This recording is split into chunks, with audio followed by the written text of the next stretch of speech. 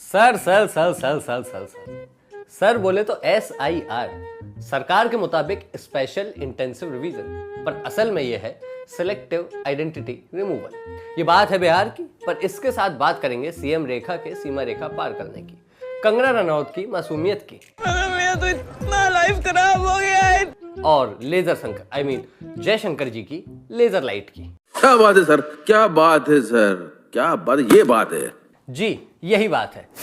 तो नमस्कार, मेरा नाम है प्रद्युम्न। किस खबर ने दी टेंशन, किस खबर ने दी राहत, किसने किससे क्या कहा, कौन हुआ आहत, हर हफ्ते की खबरों का वीकली डोज लेकर हाजिर है पंचायत। तो चलिए शुरू करते हैं। सबसे पहले बात बिहार की। बिहार में हार का डर, मोदी सरकार इस्तेमाल कर रही sir sir sir sir sir जिसका न सर है न पैर। No no. बिहार के लोगों को अपना वोटिंग अधिकार साबित करने के लिए मोदी सरकार की शह पर चुनाव आयोग ने 25 दिन दिए। 25 दिन में पैसा डबल। 25 दिन से याद आया, यानी चुनाव आयोग और लक्ष्मी चिट एक, उसमें 25 दिन में पैसा डबल होता है, इसमें 25 दिन में वोटर आधे रह जाएंगे। कमाल की बात देखिए, चुनाव आयोग सर के लिए मतदाताओं से जो 11 डॉक्यूमेंट्स लाने को कह रहा है, उनमें से 9 डॉक्यूमेंट्स बनवाने के लिए आधार कार्ड लगता है, लेकिन चुनाव आयोग आधार कार्ड को निराधार बता रहा है। मीनवाइल आधार कार्ड भी लाई, गजब बेइज्जती है। तो आज से इसका नाम आधार कार्ड नहीं, निराधार कार्ड होना चाहिए। एक और बात, एक तो चुनाव आयोग खुलकर फर्जीवाड़ा कर रहा है, और फिर सच दिखाने वाले पत्रकार पर FIR भी करवा रहा है, यानी SIR के खिलाफ सच बोलने पर होगी FIR। कुल मिलाकर सर ने कलम का सर कलम कर दिया है। कहीं SIR का काम कर रहे BLO को कुछ नहीं पता है, तो कहीं पर भाजपा नेता वोटर्स के फर्जी फॉर्म भर रहे हैं।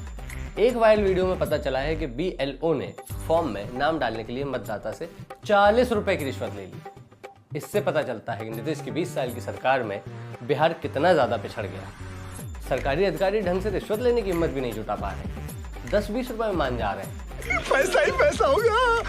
बाकी मेरी समझ में ये नहीं आ रहा है कि साल भर पहले लोकसभा चुनाव में ये सब क्यों नहीं किया गया जो अब किया जा रहा है।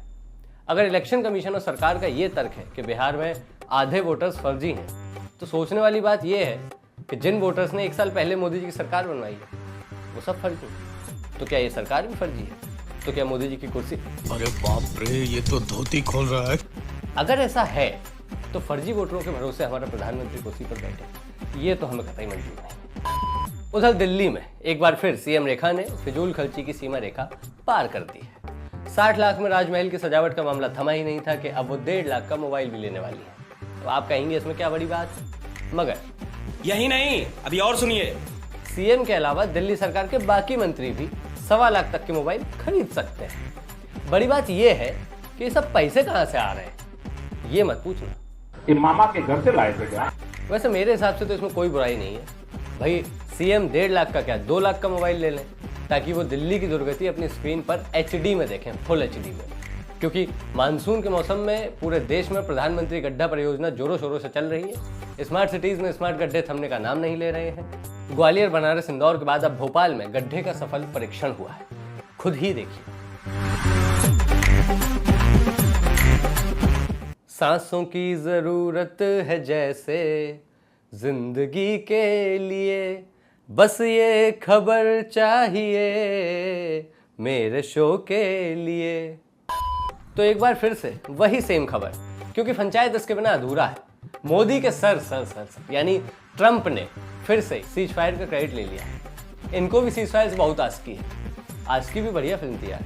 वैसे फिल्म से याद आया, पार्ट टाइम राजनेता कंगना रनौत के साथ बीजेपी ने धोखेबाजी कर दी। उन्हें साल भर में महज 70 दिन काम करने की बात बताई गई थी, और ये बोलकर उन्हें सांसद बनवा दिया गया। अब कह रहे हैं कि काम ज्यादा करना होगा। इनके साथ पता है क्या हुआ है? छोटी गंगा बोल के नाले में कुदा दे। मुझे कंगना की मासूमियत के बारे में सोचने पर ज्यादा दुख हो रहा है। वो ऐसे देश में साल में 70 दिन काम करने की बात पर यकीन कर ले रही हैं, जहां कुछ लोग अपने कर्मचारियों से हफ्ते में 70 घंटे काम करने की वकालत करते हैं। मैं नाम नहीं लूंगा, आप गूगल कर लीजिएगा। बाकी लेजर शंकर मतलब मंत्री जयशंकर जी का ये वीडियो देखिए। चीन के राष्ट्रपति और उपराष्ट्रपति से मिल रहे हैं, वो भी ऐसे वक्त में जब सेना कह रही है कि ऑपरेशन सिंदूर के वक्त चीन ने पाकिस्तान को हमारी जानकारी दी। ये सब क्या देखना पड़ रहा है? और मैं तो अंधा भी नहीं हूँ और अंधभक्त भी नहीं हूँ। अब आखिरी में एक ज़रूरी और सीरियस खबर। उड़ीसा में एक छात्रा ने खुद को आग लगा ली। एचओडी सेक्सुअल फेवर्स मांगता था। छात्रा ने विरोध किया। मुख्यमंत्री से लेकर शिक्षा मंत्री, सांसद धर्मेंद्र प्रधान से लेकर सांसद प्रताप चंद्र सारंगी तक और नेशनल कमीशन फॉर वुमेन तक को लेटर लिखा, ट्वीट किया, सबको टैग भी किया और तो और पीएम के उड़ीसा दौरे पर उनसे मिलने की कोशिश भी की। एबीवीपी के सदस्य होने के बावजूद, भाजपा की सरकार होने के बावजूद छात्रा की किसी ने न सुनी और उसने आत्मदाह कर दिया। एम्स भुवनेश्वर में उसकी मौत हो गई। ये सुसाइड नहीं है, ये हत्या है और इस हत्या का जिम्मेदार वो सिस्टम है जिसे भाजपा सरकार ने लाचार कर दिया है। जननायक राहुल गांधी ने छात्रा के परिवार से बात की है और न्याय दिलाने का वादा किया है। परिवार को भरोसे की एक उम्मीद मिली है कि अब उनकी बेटी के साथ जस्टिस होगा। इसी के साथ मैं विदा लेता हूँ। अगले एपिसोड में फिर आऊँगा लेकर कुछ और खबरें, बेखबरों को खबर देने और जनता के सरोकार में नाकाम सरकार की खबर लेने। तब तक के लिए अपना ख्याल रखिए और अन्याय के खिलाफ बोलने से पीछे मत हटिए। डरो मत।